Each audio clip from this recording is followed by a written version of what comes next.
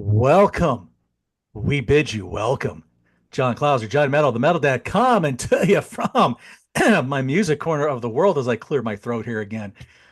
John, the Music Nut from the Music Nut program. How you doing, my friend? I'm doing well, John. Welcome, Reed. And Glad, Reed Little, who you glad have to be here, seen. guys. Thanks for the invite. That's right. You've seen him on the Contrarians. You've seen him on Grant Rock Warehouse. You've seen him on Rock Daydream Nation. Reed and I had the pleasure of doing if Kiss had done live albums every 3 years, and we got tasked with having to do Kiss Alive, what you called it, Kiss Alive 5 or something Yes, like Five that. Alive. Five Alive, that's right. Yeah, Peter Reed and I had the distinctive pleasure of having to put that together. What albums were those? What did we have to pick from? Do you remember? It was Animalize, um, Crazy Nights, and Hot in the Shade. Oh, oh, yes, yeah, okay, yeah, right, yeah, oh, yeah, that was brutal. Wasn't Asylum in Yeah, between? I think it was Asylum. I think it was Asylum and Oh, Hot. right. Did I say Animalize? I meant Asylum. Yeah. Yeah. Let's.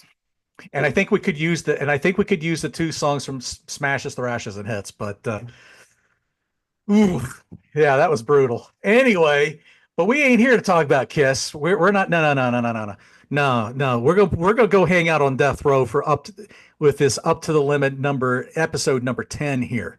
So this is 1994's release that Accept has done. This came out October 4th, so I just celebrated a birthday last month, 30th, 30 years? Yeah, crazy, huh? Lord almighty, I'm getting old. Okay, yeah, recorded at Rock Studios in Germany. 71 minutes long. Yikes. On the Style. RC, yeah, that was that time period. Released on the RCA BMG Areola label in Europe, Pavement in the US, and Victor in Japan. Only one single, and that was for Bad Habits Die Hard in December of '94. Mixed reviews. All Music does it looks like about an average of about 1.5 stars. But it looks like Martin gave this a decent review. He actually gave this an 8 out of 10. Let's see. Um, only four chart things to talk about. The Finnish charts goes up to number 22. The Swedish charts, number 27. Japanese charts gets to 52. And for John's favorite one, the German charts, number 32. Again, nothing in the States. Um, we have mainly the same lineup we have here from Objection Overruled. The only slight difference is Stefan Schwartzman plays on a couple of tracks and on drums, and so there you go. But so that's what we got as far as just a little basic intro to this. So, Reed, first off, again, welcome. Thank you for joining us Pardon on me. this little journey we're calling Up to the Limit. Um, what is your point of entry into Accept, and then we'll let you go hang out on death row with us. I was thinking about that. It has to go all the way back to 1983 and seeing the video for Balls to the Wall on MTV. And if you've never seen it, it's this absolutely ridiculous video where Udo rides a wrecking ball that crushes through this fake wall. And there are things where it looks like the guys are standing up against the wall urinating. It's I mean it's so corny, as was the style. But I remember as I've said on many shows, I lived in a small town in Montana. We didn't have rock radio. We sure didn't have heavy metal radio. So MTV was how we got exposure to music. And in the early 80s, MTV was still playing a much wider variety of stuff. And then I had a friend, my only friend with a job in high school, which was really funny. His dad owned the hardware store in town, or not hardware store, auto parts store. So he would go and buy every heavy metal album that he learned existed. So after we watched this video, he went and got the entire Accept catalog up to that point. And then he got Russian Roulette and Metal Heart. And I have to say, I liked, except I did not love them. They're not one of my upper tier bands, but I do love the fact that they're heavily riff oriented. If you compare them to other, more popular, I've never listened to a lot of German thrash bands, interestingly, although I love thrash.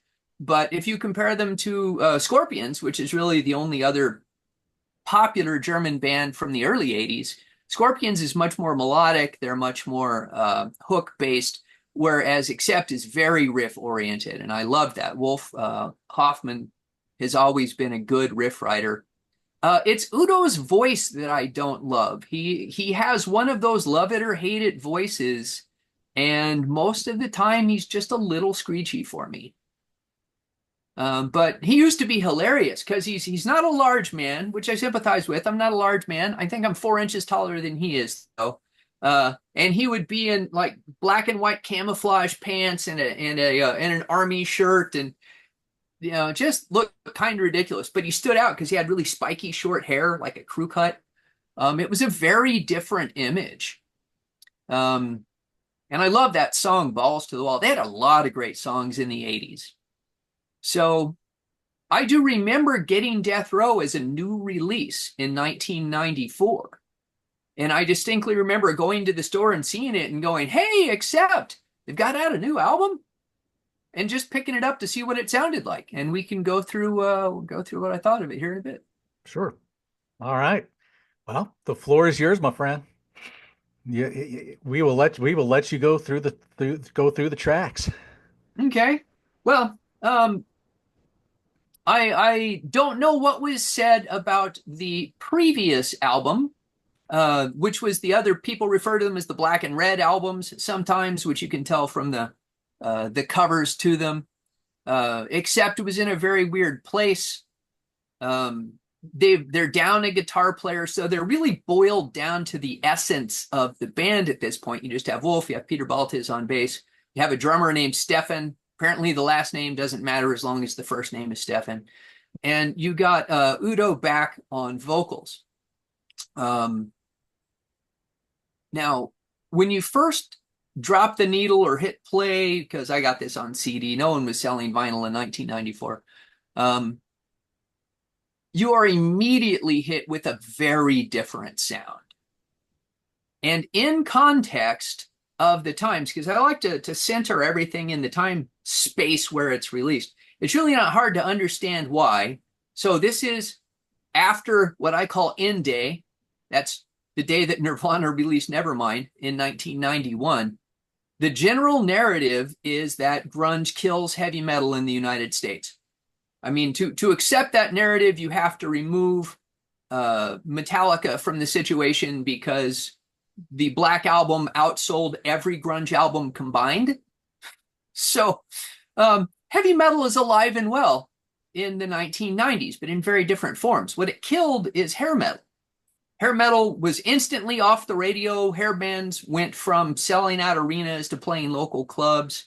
And I don't mean like theaters, I mean clubs. It was pretty sad. But traditional heavy metal, like Accept, was already long dead by 1991. I often say that Iron Maiden's Seventh Son of a Seventh Son is the last gasp of the traditional heavy metal albums. So you've had really at that point 6 years where traditional metal is not getting any traction at all. And your bands had 3 ways, really 4, of dealing with that. One of them doesn't count because you're dealing with the European band. So bands could go pop. So bands like Aerosmith and Scorpions put out their poppiest albums and sold millions of copies, millions and millions of copies. They're very successful at that. But not every band has that option. If you're a band like Accept, you're not going to put out pop hits and suddenly get chart success. Some bands tried to go grunge. I can't think of a single example where that worked. I'm sure that, bands were forced into it by their record companies or whatever. I love grunge. Grunge is heavy music. It's my generation's heavy music. Heavy metal really belongs to the baby boomers. from the 1970s. Grunge from the early 90s was the music I identify as mine. And the other was to go even harder. So there is a lot of extremely brutal, extremely hard heavy metal that comes out around this time. Now, Dio in 1993, at the end of 1993, he put out Strange Highways, which is arguably his heaviest album with the Dio band. And it's noisy, and it's got lyrics that are a little more pointed and angry than his previous albums. And I think all of those things are exactly what we get on Death Row. Death Row is a much noisier album. It's the most political album that they ever put out. On previous albums, they were more subtle. So you listen to a song like Russian Roulette, and I love, some of the lyrics are great. Charity in Generals is tax deductible as well. That's a great line, but it's relatively subtle. Sorry, my hair just won't cooperate today. We are off the subtlety bandwagon by the time we get to Death Row. It is just in your face. So it's very aggressive. It's not just that it's riff oriented. It's recorded very raw. The riffs are very sledgehammery. But I divide the songs on it kind of up into modern songs and classic songs. I'll kind of go into that in a bit. So instantly we start off with Death Row, which is a very political song about death row. It's not an allegory. They're just straight up talking about death row. And so I don't want to get too political on the channel. I will note, for those that will find this hard to believe, I am a professor. I teach criminal justice classes. I teach about the American death penalty and the American justice system. That generates vigorous discussion every semester. So it's not a topic with which I am unfamiliar. But in Europe, they are still shocked. Western Europe is shocked that America still has the death penalty. So when they came out with this album and they've got a song about the death penalty, I was shocked that the lyric is not the death penalty is wrong. The lyric is making people wait to be executed is wrong. And right off the bat, that line, give me a reason why you're going to make me wait, some kind of punishment before you terminate. That's a real attention grabber. And you're like, oh, well, this is going to be a different feeling album. And that really, it's not like that on every song though, but it's on several of the songs. And you know, by the fact that they named the album after it, it's track 1. This is the image that they wanted to put out, which is the more modern, more aggressive, heavier music. And you know what band this song reminds me of, even more than Dio on Strange Highways? It reminds me of Body Count. Okay. Now, Body Count's first album came in 1982. So we're talking about very contemporary music. And I find it really interesting that not only are so many of the songs overtly political, songs like Guns Are Us. Now, I know at some point Peter Baltes, oh man, am I glitching out? My computer says my internet connection's unstable. Okay. All right, so at some point Peter Baltes Hoffman relocated to the US. I don't know when that was, but apparently those experiences, I know they at least toured the US with Accept. I don't think Udo ever moved to the US, but all of that informs this album so heavily. And the other thing that makes it sound, I'm going to say there are two types of songs, classic songs and modern songs. The modern songs are very much recorded as a true 3-piece. When you get to the guitar solos, it does not sound like a guitar overdub. There's no rhythm part playing behind the solo. It's just the solo. Sometimes in the stereo space, you can hear a little bit like he's double tracking it or something like that. But I don't think it's more than one guitar. I mean, he may be literally double tracking and playing the same part a second time, but there's no rhythm player. They're clearly just recording it as a one guitar band. But that's not true of every album or every song. But definitely on Death Row, and then Sodom and Gomorrah, which is another song in the exact same style. It's got that sledgehammer riff. It's got Udo very shouty. They're singing about some really brutal lyrics. Kids are killing kids. It's getting out of hand. And the other thing that I find really funny, although Accept does this before, when they get to the chorus, you've got these very, German sounding guys yelling out the title of the song, Sodom and Gomorrah. And they do that on a bunch of the songs, but not all of them, not on the classic sounding ones. And then I really like actually the more classic songs. So you go through 2 modern songs, and then number 3 suddenly is classic Accept. It's got rhythm guitar parts that are distinct from the lead. It's got this it's not a swing, it's a syncopation. And Udo is singing along with the syncopation, and it has just a completely different feel. And suddenly you're back in maybe Metal Heart, maybe Russian Roulette territory. So I find this album very disjointed in that way. I don't think that those first 2 songs really mesh with the rest of the album, because there are more modern sounding songs later, but they're still very different than those first 2. Sodom and Gomorrah and Death Row they are brutal.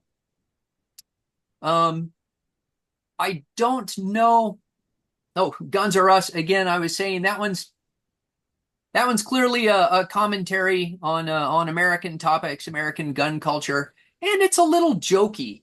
It's a little jovial.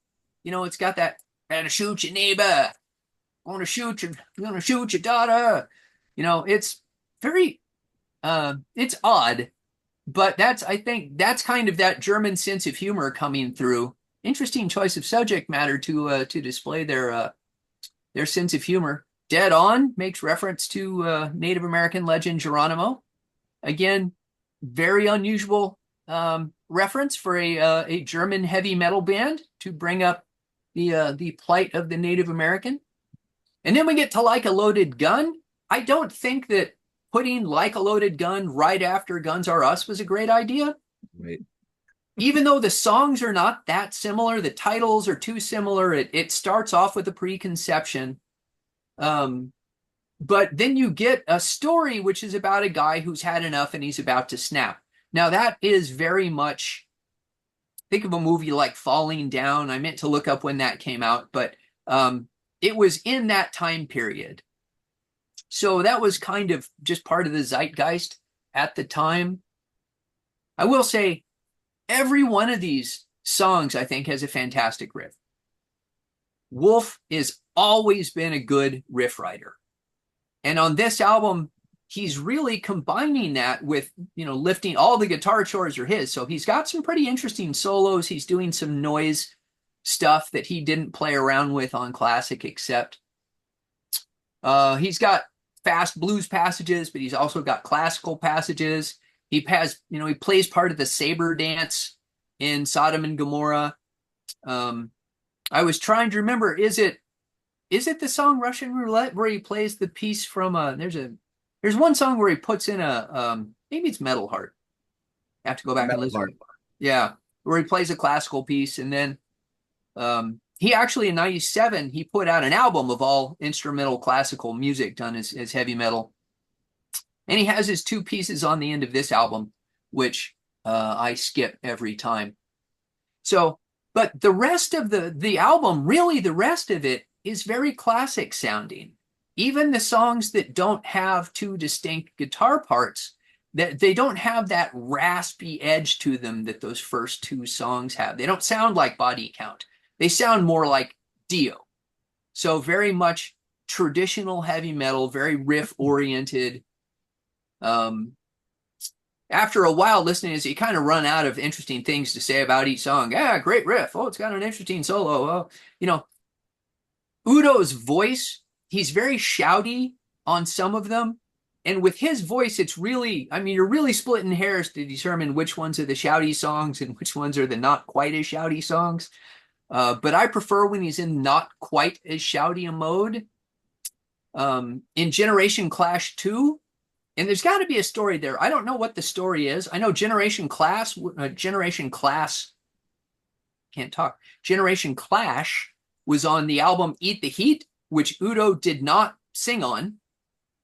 And then they do Generation Clash 2 here. And Udo does this kind of stage whisper vocal, which is something that he does occasionally. It's one of his styles I really like because I think it's unique to him as a performer. And that really works for me.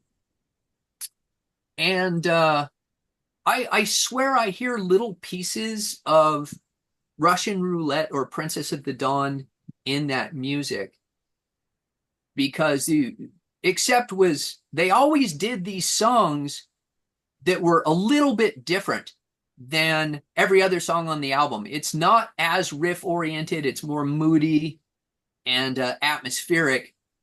And then that leads us into the last track because again, I ignore the instrumental songs. Sorry, Wolf, we'll get to those in just a second. But I like the way the album ends on Writing on the Wall. I've never had a problem with albums that end on kind of the slowest, most mellow song. Sometimes you want to leave an album all fired up and ready to go. And sometimes it's nice, especially after an angry album like this, it's nice to bring the temperature down, relax a little bit, and listen to a nice song about the end of civilization as we know it. Plus, I've always enjoyed like cheesy post-apocalyptic movies and the Fallout video games. So I'm down with the whole theme. Although the early '90s was not a particularly post-apocalyptic feeling era. That was more late '80s. So I think that's kind of showing their age there a bit. But I really like that track. I think it's a great way to end the album. And then we get to the completely unnecessary instrumentals.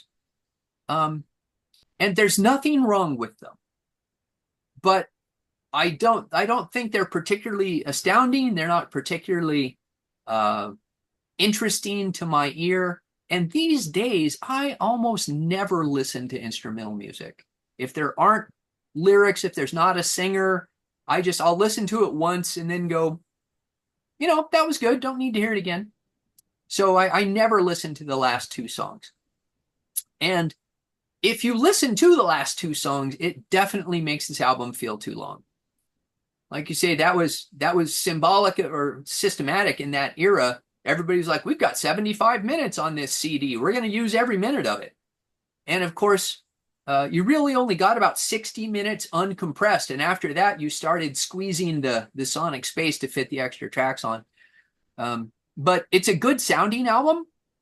It's not redlined. You can hear all of the parts. Udo's voice, which is that I can imagine it's very difficult to mix that screechy voice. But he's very upfront. And Peter Baltus's bass is so prominent on this album. No doubt because there's no rhythm guitar player. So is it it's Generation Clash 2 that it just opens with the naked bass riff. And I've always liked that sound in heavy metal.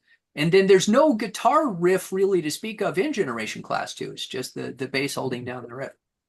So on the whole, I was really surprised when I got this album. I was like, wow, this is really good. I don't know that it's my favorite Accept album, but I like it. I think it was better than a lot of contemporary bands that were kind of flailing around at the time. And other than the fact that those first two songs are so out stylistically from the rest of the album, I find it really, really good. And I like those first two songs, but I wish that they had picked more of a direction and just stuck with it. And I think that they didn't is an indication that that was not a natural fit for them. Makes sense. Very good. So what would you rate it out of 10? I give it a 7.5. Okay. Fair enough. Thank you, Reed. Thank you. John? All right. Since Reed did a fantastic job going into this, how does this lyrically? I'm not going to go there, even though I have a lot of notes. But yes, this is their most topical album, lyrically, no doubt about it. Now, musically, yeah, some of his, I agree with Reed, some of it sounds like traditional, except some of it sounds like they're trying to go groove metal. And yes, the performances are strong, but they're really heavy. And I think after a while, what happens is it's hard on the ears.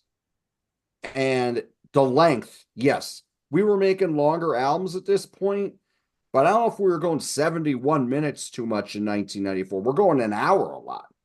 But I'm looking at 94 and a lot of the albums that came out then. A lot of them are in that hour range. Now we're doing here what Metallica would do on those load and reload albums. We're trying to take up all the space. Right. Now, title track, what a wicked riff. Here's the thing about the riffs on here. Groove metal, in the fact that with groove metal, you just had shorter, more repetitive riffs. And that wasn't accept before this time. It is a killer opener. Used like as stylistically. It works. It's not my favorite track. I do like Sodom and Gomorrah a lot. Now, something that John and I talked about off air last week. You have the Teutonic vocals, but it sounds like they're missing a few of the members of the gang. They're not as loud as they were before, and it takes away something from their identity on here. But yes, as Reed said, a lot of times we're just repeating that title in the chorus. But I love the energy on Sodom and Gomorrah, and I think it's pretty cool when they go into Sabre Dance here. I think it's excellent. Wolf's guitar playing, yes, the riffs very strong throughout, but sometimes they're not as accept-like as they were before. The Beast Inside kills. I think that sounds a lot like Accept Now. That's Mark Accept. When I hear this song with that swinging riff, as you were saying, Reed, when their riffs swing, I think they're at their best.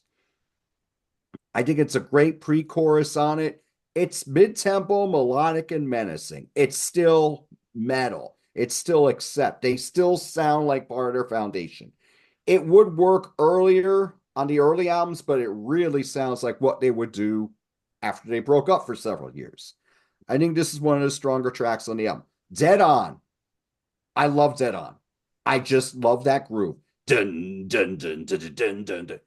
They had this knack, did Accept, that they could take a simple, repetitive groove and they could do it for minutes and it just took you in. You didn't even feel it, never felt long. I talk about that on Princess of the Dawn from Restless and Wild. How it's just that same groove for most of the song, but it captures you so much. That's how Dead On sounds to me. But the 90s version of Accept, I think the song kills. And a lot of it's because of that riff and that swing and the delivery on it. Simple lyrics, dead on, like a head-on collision, dead on, like the hammer to the nail. Simple, effective. Now, then it gets to the point where it's so loud and aggressive, and you got so many heavy songs in a row that it's starting to get heavy on your ears. It's starting to sound abrasive. Guns R Us, I just wrote, yeah, it's about the gun culture here in the United States. Lyrically, strong all the way through. But does the song really grab you as much as the riff? I don't think it does. This is an album more of riffs than great songs. Like a Loaded Gun, yes. Why are we putting this right after a song called Guns R Us? Mid-tempo groove metal. Okay, cool riff. It doesn't work as a song. And something our friend Grant talks about, sequencing. I hear a song later in this album, an instrumental. Why don't you put it here? to break up the monotony of getting bludgeoned. That's how I feel about when we have all these songs that are starting to get a little samey after a while in a row. What else? The opener on the tour. Faster pace, but again, dun, dun, dun, dun, dun, dun, dun, dun, dun, dun. That's the riff. Now, the lyrics we're talking about, yeah, we were still in that me generation then. But again, the performance is potent. The message is clear. The song, it's just that heavy riff.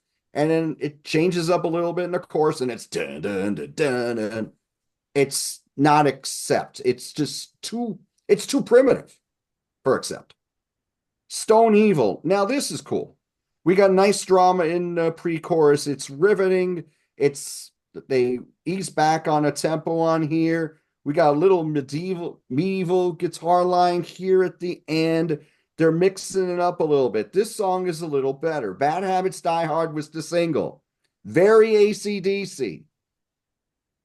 Why is it track 9 on a CD? Vinyl?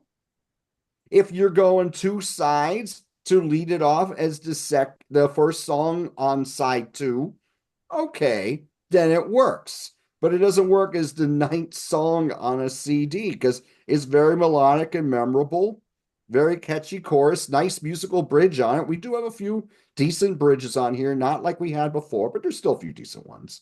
Bad Habits Die Hard, very strong. This and Prejudice have Stefan Schwartzman on drums. And then here, Prejudice, Bad Religion, we're getting to a point, okay, everything's samey now. I don't think the songs really stand out. Now it feels like I'm getting beaten up because a lot of these songs are just sounded too samey. Now the bridge is okay on Bad Religion, but I don't think the songs stand out as well as those first 4. Or even Stone Evil, or Bad Habits Die Hard. Bad Habits Die Hard, again, why are you putting it there? Why can't, okay, you want that as a single, put that around number 2 or 3 maybe. Generation Clash 2, outside of that dirty bass, I think was unnecessary. I don't think they had to do this again. I think David's version's better. I like David's vocal on this better. I know there's different lyrics and all, but I mean, to me, this is David's Accept song. This is how we know David Reese. And I thought it was unnecessary. But again, the bass sound, as Reed indicated, I love it throughout this album. I love it on this song, but I don't think the song had to be redone. Writing on the Wall, again, as I've said about Accept, excuse me. They're hit and miss with their ballads. I like this. I like the acoustic guitar in it. We got a nice counter bass line from Peter. I think this is a good ballad, not a great one. Yes, Udo is doing that whisper tone, which he did on It's Hard to Find a Way on the verses on that song. It's decent. I like it near the end of an album, but then you take a song like Drifting Apart, which is a nice instrumental, and you take this and you put this around song number 6. Because we need a breather after getting bludgeoned. Here's one thing I'll say about this album. You want something to work out to? You want to get pumped up during a long workout? This is the album you listen to by Accept.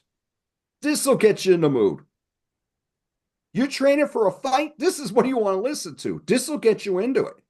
But if you're listening to it for different reasons, you're kind of getting frustrated because there's stuff on here that's really good, and then there's like, where haven't I heard this before on the album? And why is this here? I mean, okay, maybe I'm a little more critical, but I'm a 40-year fan, so I'm gonna listen to this a little differently. Pomp and Circumstance. Why are we doing 2 instrumentals at the end? End it with Pomp and Circumstance. I'm fine with that. It's a nice version. Wolf's guitar playing. It sounds like Wolf sounds more like Wolf on the more traditional Accept songs and on their instrumental songs. Some of the other riffs on the songs are more new metal, not as Wolf-like. It's hard to explain, but I mean, if you've listened to them enough, you can hear the difference.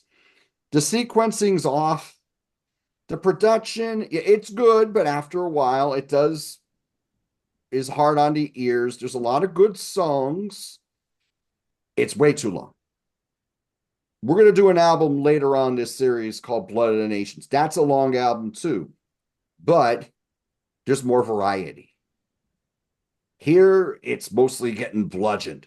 But again, there are impressive songs on here. The lyrics are among their best. Yeah. And I'll tell you right now, I used to like this album more than I do now. I would have went in the 7.5 range at one point, but now I'd go 6 Okay. for Death Row. All right. Cool. You know, Thank you. John, it was an interesting thing. I probably have not listened to this album since the 90s. Again, not a massive Accept fan, although at Prague Power I got to see them on the Blood of the Nations tour. It's like, Nice. oh, I didn't know they were doing it. And then I do like all of their new albums, but after 30 years of not listening to the album, it was the vocal lines that I could still remember. I Nice. thought I couldn't remember what the guitar sounded like, but I could still sing Udo's vocal lines. Well, not without ripping my throat out, but I mean, I still know what Udo's vocal lines sounded like. So in that way, I think it was very effective. Right. Excellent. Yeah. So yeah, I don't know if there's much I can really add to all of this because both Reed and John here did such a good job. So I'm just gonna go just throw my own little 2 cents worth out of all this. So yeah, yeah. And if you thought you were getting bludgeoned just musically, lyrically, you're getting bludgeoned too. Oh, yeah. Oh goodness gracious. Yeah, Death Row. Yeah, there's no doubt about what this song's obviously about. But that intro. Yeah, I thought, I wonder if Accept threw that to WCW when the NWO came out. So I thought, that could have worked. Yeah. Yeah, that I don't know, but anyway, yeah, I thought there was a good, again, Accept going groove was always kind of strange to me, but it works. And I like the fact that they were recording the guys recording were basically like a three-piece. I thought that was a good, but yeah, not much really. Yeah, groove metal Accept style is what I wrote here. Um, I just thought the gang vocals weren't menacing sounding enough because I think you could have used it, but then again, with a groove metal, do you really need it? Mm, yeah. Yeah, Sodom and Gomorrah, the longest track on the album, 6.5 minutes. Um, let's see, what do I have here? I kind of thought it was beginning to sound a little like Painkiller around the 2 minute 30 second mark there for a little bit. It had that kind of did it did it did it did it did it, it had that kind of that repetitive riff that Painkiller. Oh, you just don't have the Scott Travis ridiculous drum stuff going on there. Um, yeah, really, to me, when I look at this lyrically, I think, wow, times really haven't changed much, have they?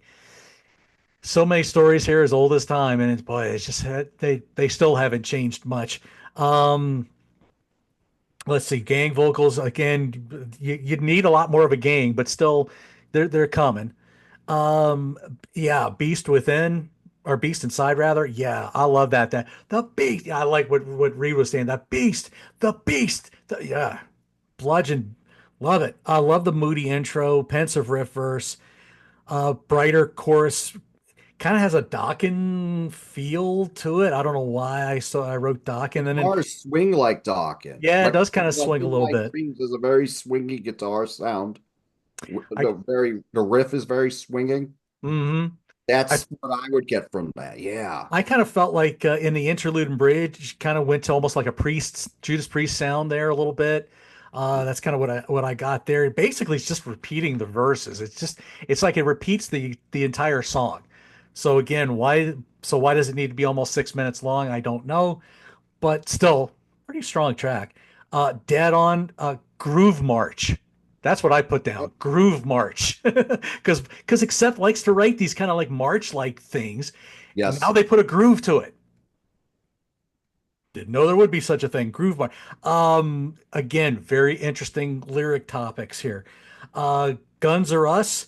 I'm pretty sure this is not going to be played at the NRA anytime soon. And I'm sure Ted Nugent probably turned down being if he was offered to play a guitar solo for it, probably would not have gone into that, I'm guessing. Let's see. Lots of effects around that 3 minute 40 second. Yeah, a lot of crazy stuff there. Yeah. Like a Loaded Gun. Again, I'm with you guys. Why do you have to have two songs with Gun in the back to back? And yes, Falling Down did come out in 1993, and to me, that is what this song. This is like the musical version of Falling Down. Um, Not much I can really add to what you guys said there. Nice chugger though. What else? It is a very simple, very primitive, simplistic kind of riff, very garagey in its nature, but it's just they bombastic made it bombastic sounding, but not a bad, again, state of the world, money, money, money, you know.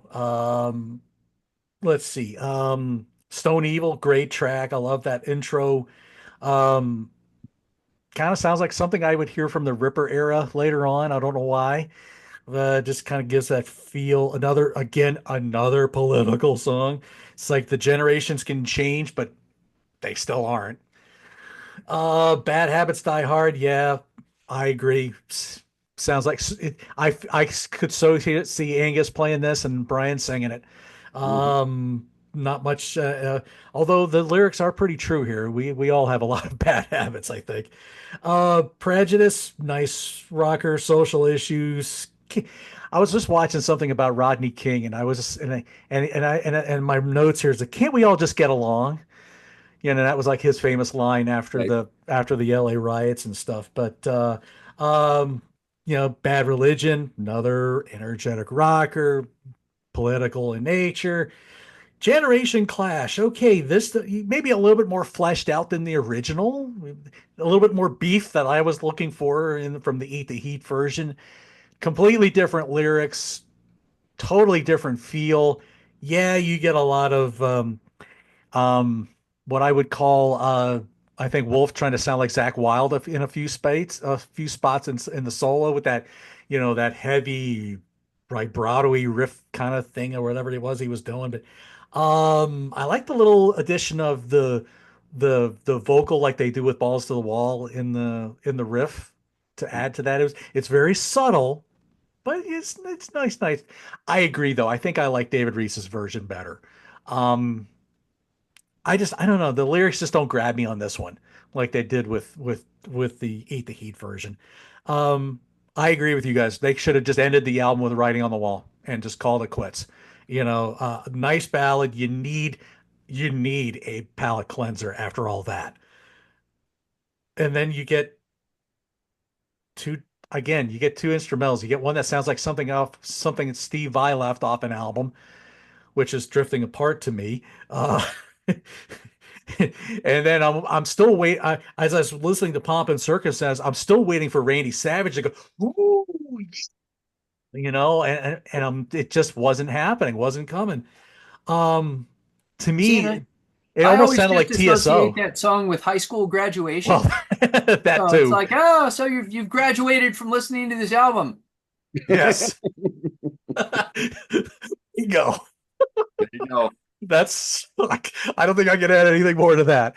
I'm giving it a 7. So that's where I go with this. So yeah, not much more I can really add to what you guys said, other than my just little silly things I would come across. So now again, as I mentioned in the beginning, now Stefan Kaufman did not play every single song. There was 2 songs he did not play, and I believe Stefan Schwartzman would play on the tour. So, John, what kind of tour did they do for this album? They didn't hit the States. They did not hit the States. Well, Oh no. And I was gonna say that the album didn't even chart in the States. So, All Europe. hmm. 38 dates. All right, some of these will be a little challenging. Here we go. Before we go into that, the songs played on the album from Death Row are What Else, which was the opener, Bad Habits Die Hard, Stone Evil, Sodom and Gomorrah, and the title track. We start June Wow. 2nd at Best Wies in Ungerhausen, Germany. Reed, I don't know if you've ever heard watched any of our shows, but part of the fun is me trying to pronounce these German venues. But they did play a festival called Festplatz in Horben-Neckar, Germany, also on the bill, Entombed, Napalm Death, and Obituary. Oh, wait, I'm sorry. That was a different venue. They played Giants of Rock 94 in Haminlima, Finland. Entombed, Napalm Death, and Obituary were on that one. My bad. The Festplatz was not a festival.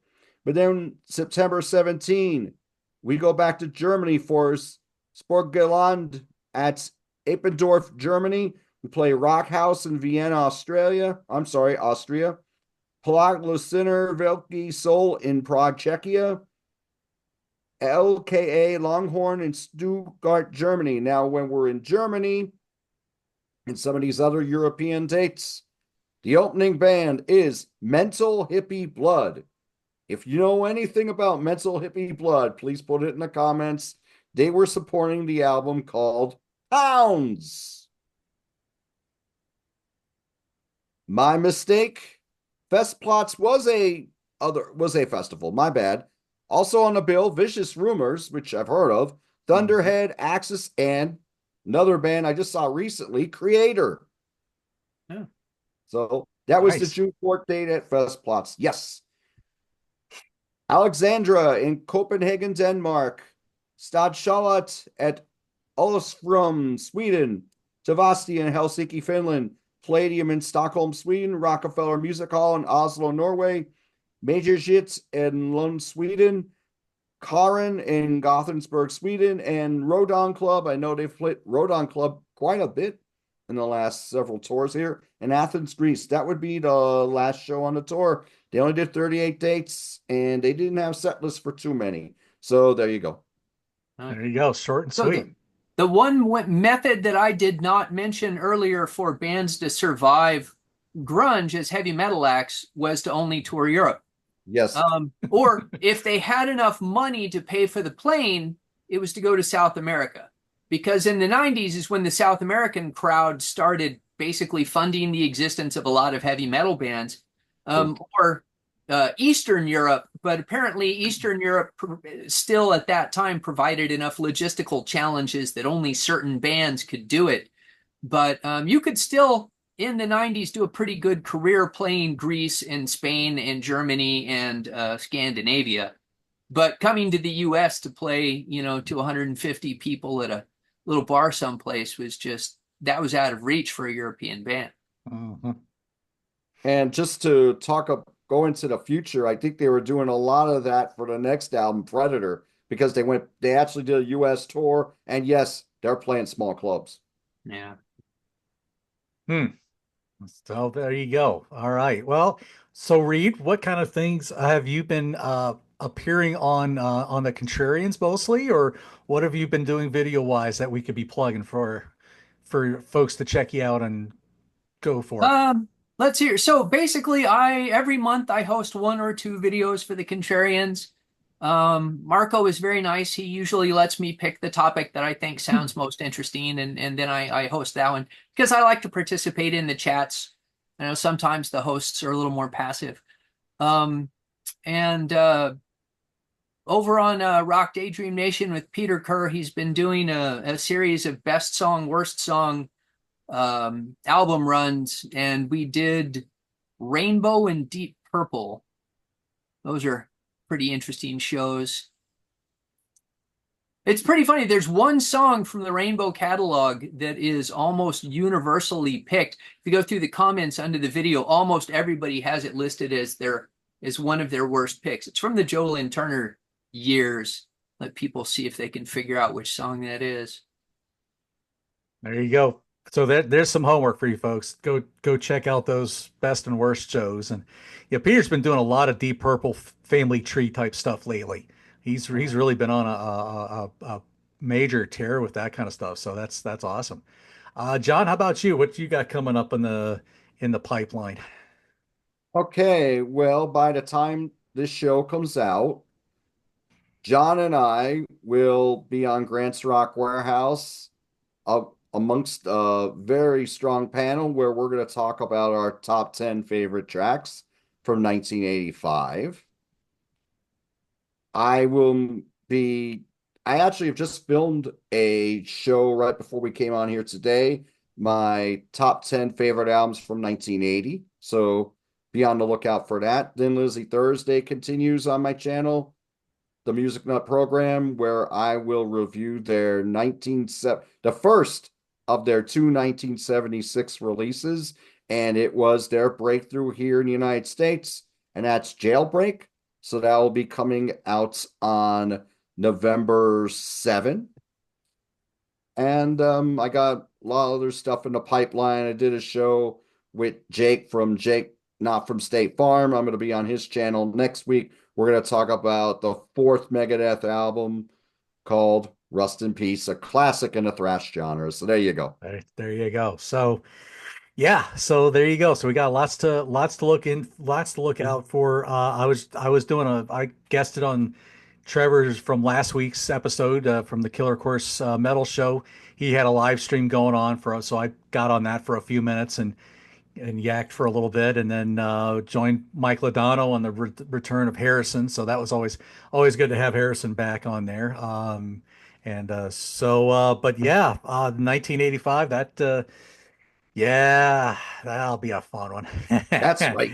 That's right. And then let's see. So and then prior to us, debuting this, because I'm recording this on Sunday, Wednesday, when prior to this episode coming out, you can watch the Contrarians live chat, and we're doing a show on. We did a show on 10 albums with fire or explosions.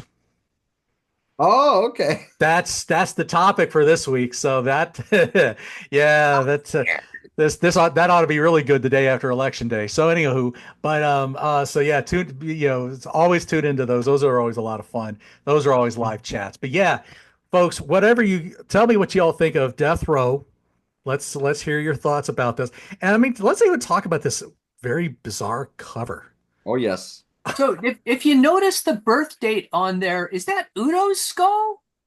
I mean, I don't know. The Wikipedia page doesn't say anything on it, but that would be about the right age.